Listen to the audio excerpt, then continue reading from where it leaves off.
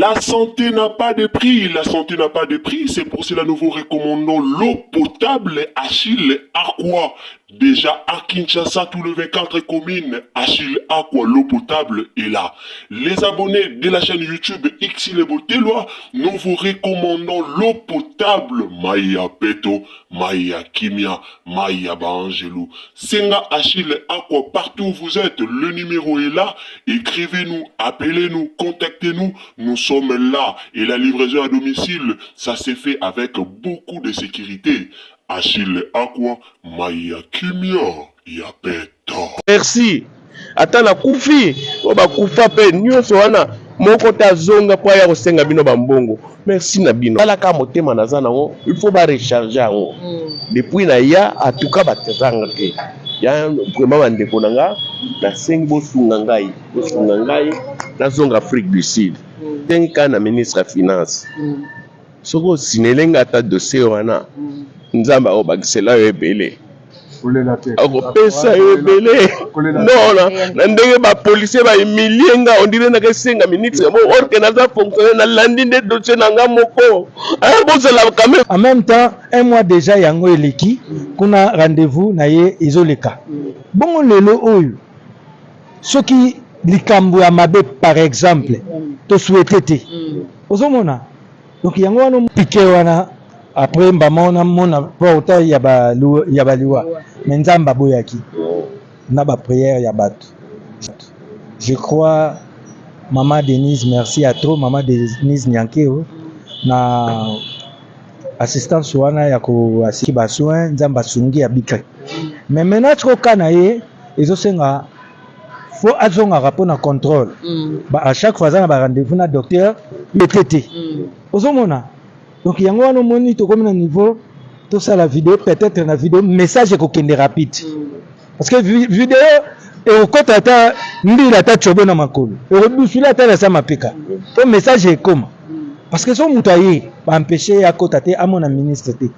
Lobby comme que au ministre a négligé qui zo kokate. Omoni lelo tozo bet la mama première dame maboko mama Denise Viakero pour nini on a ba carte après ça biso cas de quoi donc to beli to kenda ka hôpital to mi faire soigner en tout cas eloko na ti lelo pour nanga na bet la ka mama première dame maboko parce que kawana ezala kate eloko wana c'est toute première fois bana musana nga to kende 30 ans 45 ans ya musana nga théâtre eloko vraiment wana esala ngai vraiment ningisanga makila eti sikoyo mabolo na na koyeka na mabele mpona ko senga pa nzambe abatlaka mama Denise mais eloko etali yani mosi vraiment bakonzi osalisa na eta oyo aza nango vraiment bon intervenir bo signer dossier au ministre ya finance bon intervenir ndeko na biso akende kosilisa traitement to continuer ko vivre ensemble. Troubles du système immunitaire, chute de tension, maux de tête, fatigue, perte de poids, frigidité et diarrhée. Dites adieu aux inconforts et retrouvez une nouvelle jeunesse avec une tasse de Maxi Bien-être au quotidien. Une solution bio composée de plantes traditionnelles, 100% naturelle et reconnue pour sa vertu. Une formule adaptée pour hommes et femmes. Depuis plus de 10 ans, le Maxi Bien-être Café renforce le système immunitaire, restaure la fatigue physique, améliore le sommeil, aide à stabiliser la tension et la glycémie, nettoie les reins, soulage l'hémorroïde et la constipation. Chez les hommes, le Maxi Bien-être restaure le dysfonctionnement sexuel, l'impuissance et l'éjaculation précoce. Maxi Bien-être est disponible partout dans le monde. Passez vos commandes sur www.maxibienetre.com. Mbote bandeko bolandara biso, en tout cas mbote bandeko nyos ou bolandara Irsil Botelwa TV. Bonjour, bonsoir, yango et dépendara selon Ero Kolanda biso, dona Ero Kolanda biso, yondo koyeba okozwa bonjour,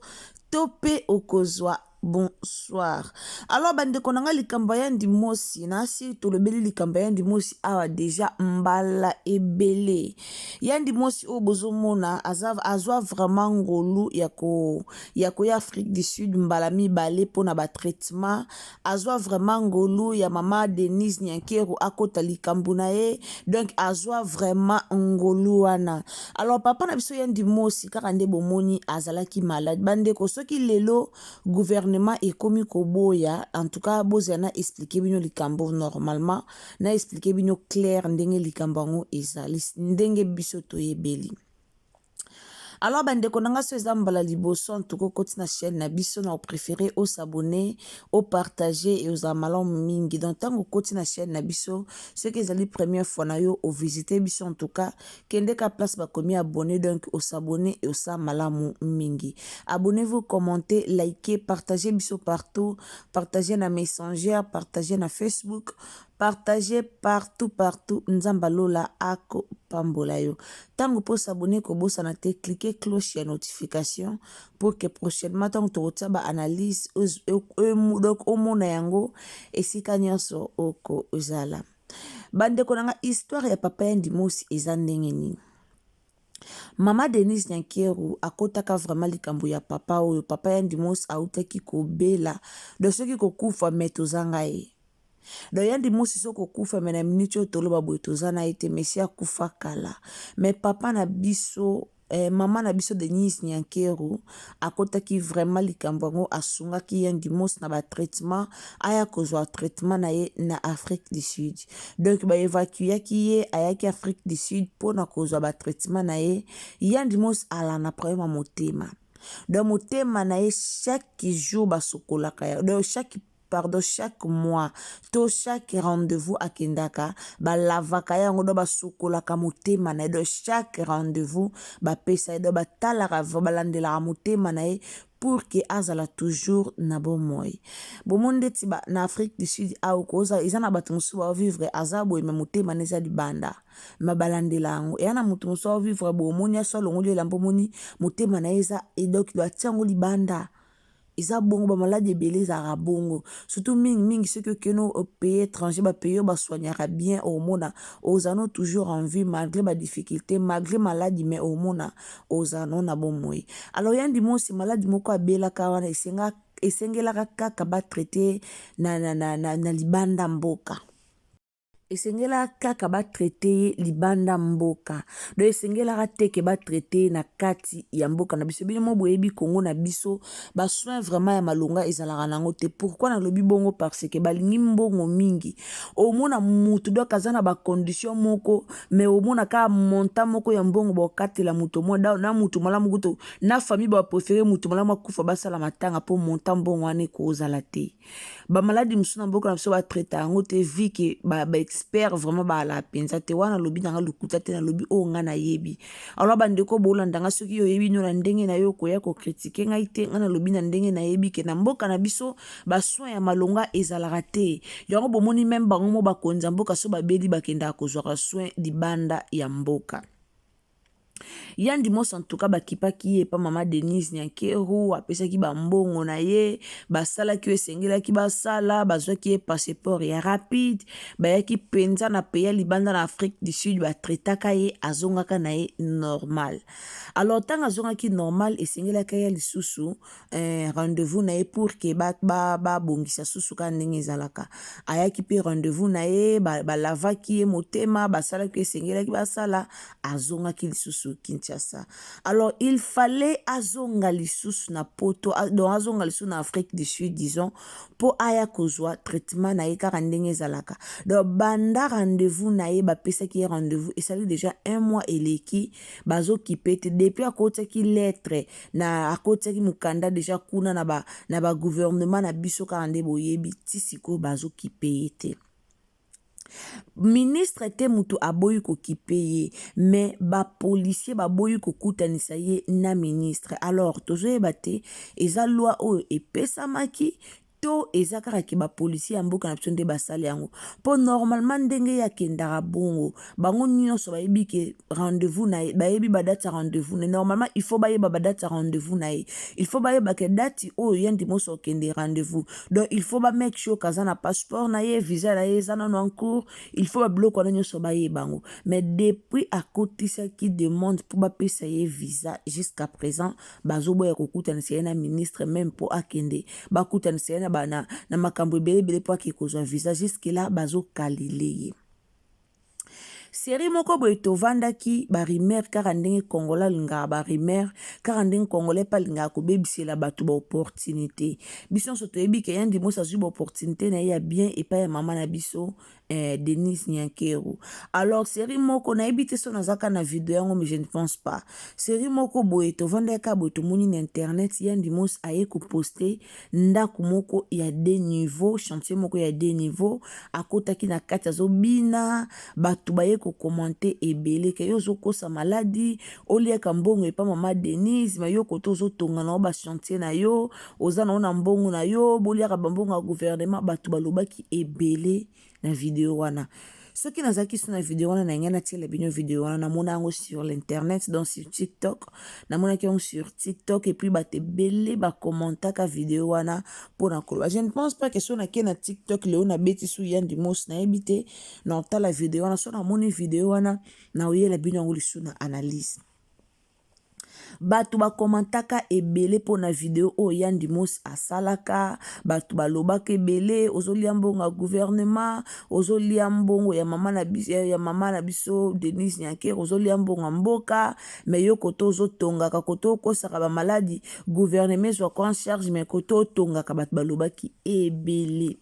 Alors eloko mona oloba bomoni na TikTok to na réseaux sociaux et na mutu mso akoza na eloko te mayeka na via matalana batebele o bomona na réseaux sociaux bayaka na ba via matalana alakishe eloko bebino peut-être boka seloko wana ya ye et na mingi babima ba victime pourquoi balingande matalana. Moi je pense pas que ndako wana des niveaux eza ya ndimos o abimisa ki na internet eza ya ye nandimi te bon atape eza ya ye oyo etali baswe na ye toolobela autre chose soki mama Denise Nyankero akotaki likambo wana te me ya ndimos na neti tokunda ye kala me ya ndimos nde naloba na bino na minute esi tokunda ye kozwa baswe na Afrique du Sud so oza na mokanda te eza cher makasi soko oza na mokanda na yo okozwa no baswe nyonso ofele eza babi bachange elongi eza bali bachange motema soko oza na mokanda na yo baswe nyonso okozwa ofele. Mais soki mukande eza te soki oyende bango bavoyageaka voyage mpona maladi aye mpona opération aye mpona donc ndenge bavoyageaka bongo bafutaka traitement nyonso wana bafutaka yango siko nani azofuta yango gouvernement nde efutaka alors so gouvernement atindi ye na voyage normalement gouvernement nde ekofutele makambo wana nyonso alors peuple congolais ayokaki motema mabe peuple congolais ayokaki zuwa peuple congolais alobaki na ndenge na ye pourquoi parce que bamonaki papa na biso ya ndimoso aplibiaki video moko azobina donc atondisamaki na esengo veut dire que chantier na ye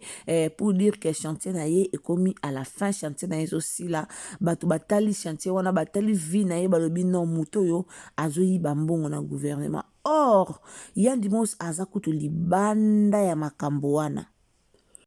donc aza na ye libanda ya makambo wana parfois bato mosusu tobebisa baopportunité na biso na bipibia ozwa video moko beka bipibiaka bamona opibiaka ozi video mo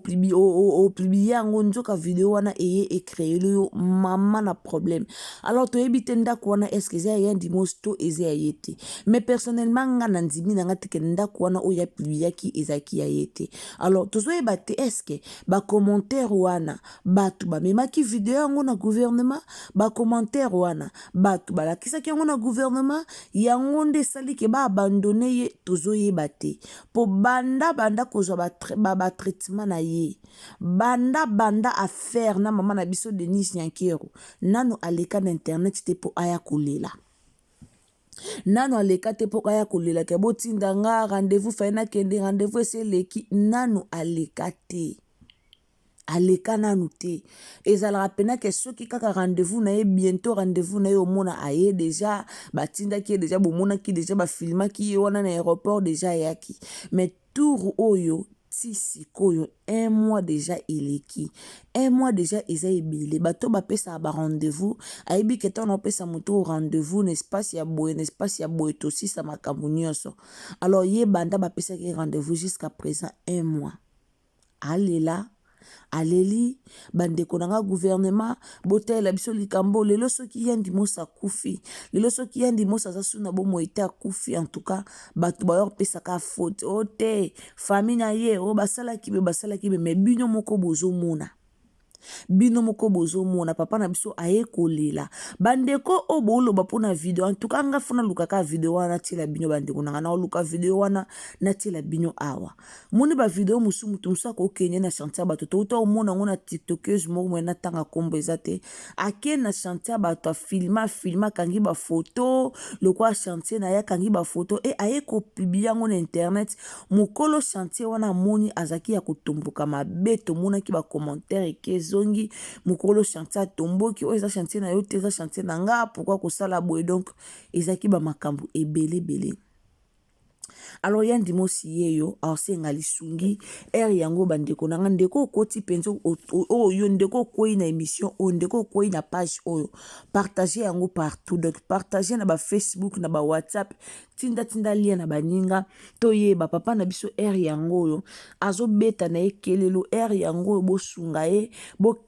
pour kaka ko continuer rendez-vous na ye Afrique du Sud so bapesa ki yo rendez-vous dès que rendez-vous ne leki ba docteur balobaka trop au moins bakoki pe ko abandonner ke bapesa rendez-vous négligé si alors bango babolo lokozo négliger rendez-vous bablo mo ya bongo donc il faut akende basukola ye motema wana donc motema komi chargé salité il faut bakende basukola yango nde bakende akosala alors bandeko nanga bosunga ye bino ba police bokoma ko kale bato kokuta mona mutu aza lelo ekoma me mutu ana posa kuta na pasteur ba policier ba okale ba soda ba okale mo akuta nezati lelo to ezala pasteur likambo na comprendre phénomène ote koma boye pourquoi et comment ezalo lingyo ke kuta na pasteur ba pasteur a minyeno amboka Kongo ba yebani wana bakoma na basoda asa basoda partout avokuta na ye basoda fo apesa rendez-vous et comment bablo mo compliqué alors de nan papa na biso yandi mosi aye kolela ere yango bosunga ye message oyo to panza yango ekomela ta mama Denise Nyankero ka nenga mesana kokota likambo yango ye moko akota likambo yango pour normalement ndenge déjà ma papa na biso a dit asala deal na Denise Nyankero na première dame mama Denise Nyankero fallait tango rendez-vous na ye akomela kane première dame ye moko akomeli so akomeli muto secrétaire de la première dame qui rendez-vous nange komi pene po bango moko bazora ba disposition mususu balandela ye boza kitoko te muto amesa na ide ko kende rendez-vous to yebi muto akendaka na ye ba soin to yebi boza vraiment kitoko te koleka na TV koloba boye ba abandonner ye ba sundoli ye eza vraiment malamu te en tout cas to senga na bandeko na ba gouvernement soki bo bandi likambo bo memango tina suka et non busto parananzela pour que ba bloquer bimaka eza vraiment bien te eza vraiment bien te merci na bandeko bolanda Irsil Botela TV ya on lobaka toujours tango koti zana bolingo ko partager s'il vous plaît partagez biso partout messenger Facebook WhatsApp en tout cas partagez partout seul pour utebso na statut na yo et ozala malamu mingi partagez partout nzamba lula ako pambola yo en tout cas nzamba lula pambola bino nzamba mona bino nzamba bomba bino ba obo soutenir kanga de près ou de loin nzamba lula azala elongo na bino ndeko koti ce que no ezamba no liboso ko bo santé cliquer cloche à notification donc activer cloche à notification pour ne pas rater donc pour ne pas rater et le côté chez Irsil Botela TV et aussi ou activer cloche ya notification et ko permettre yo chaque fois que ton bando code c'est bleu na biso o bando notification nango esika nyonso o kozala vraiment courage na papa na biso yandi mosi ko bape ko bondela bablo musu pe yozo mona boye or il faut tar bablo musu na miso molimo do yozo mona boye même so diable pe akoti likambo alors ma bondeli pe ezalara bien bye. Troubles du système immunitaire, chute de tension, maux de tête, fatigue, perte de poids, frigidité et diarrhée. Dites adieu aux inconforts et retrouvez une nouvelle jeunesse avec une tasse de Maxi Bien-être au quotidien. Une solution bio composée de plantes traditionnelles, 100% naturelle et reconnue pour sa vertu. Une formule adaptée pour hommes et femmes. Depuis plus de 10 ans, le Maxi Bien-être Café renforce le système immunitaire, restaure la fatigue physique, améliore le sommeil, aide à stabiliser la tension et la glycémie, nettoie les reins, soulage l'hémorroïde et la constipation. Chez les hommes, le Maxi Bien-être restaure le dysfonctionnement sexuel, l'impuissance et l'éjaculation précoce. Maxi Bien-être est disponible partout dans le monde. Passez vos commandes sur www.maxibienêtre.com. La santé n'a pas de prix, la santé n'a pas de prix, c'est pour cela nous vous recommandons l'eau potable Achille Aqua. Déjà à Kinshasa, tout le 24 communes, Achille Aqua, l'eau potable est là. Les abonnés de la chaîne YouTube Xile Botelwa, nous vous recommandons l'eau potable Maya Peto, Maya Kimia, Maya Bangelou. Senga Achille Aqua, partout où vous êtes, le numéro est là. Écrivez-nous, appelez-nous, contactez-nous. Nous sommes là et la livraison à domicile, ça s'est fait avec beaucoup de sécurité. Achille Aqua, Maya Kimia, Yapeto.